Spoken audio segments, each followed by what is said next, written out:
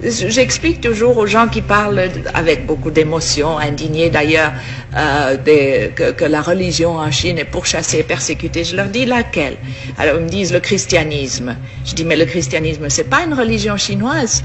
Le christianisme, le Christ, Jésus-Christ, cet homme si magnifique, si doux, si bon, a été envoyé en Chine dans une caisse d'opium.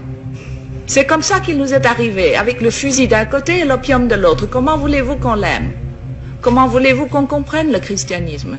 La première chose que les missionnaires faisaient quand ils étaient un peu casés, c'était durant les temps de famine et d'inondation, quand les pauvres paysans n'en pouvaient plus, de les convertir en leur donnant un bol de riz. Vous mangez, on vous baptise. Si vous ne voulez pas être baptisé, vous ne mangez pas.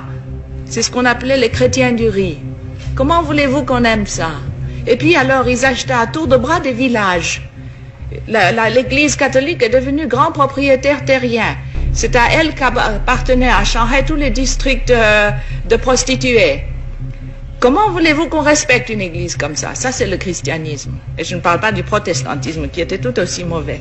Le bouddhisme aussi a été importé. La Chine elle-même n'a jamais pu évoquer, n'a jamais vraiment créé une religion. C'est vraiment extraordinaire. Elle a eu le moralisme avec Confucius. Elle a eu le taoïsme qui est une chose très vague. Mais ce sont deux philosophies qui font du comportement moral humain la fin en elle-même.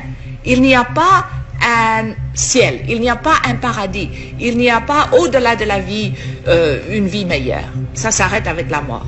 Il n'y a pas d'enfer non plus. Il n'y a pas d'enfer non plus. Mais la Chine elle-même n'a jamais évolué une religion, mais elle a évolué des moralités.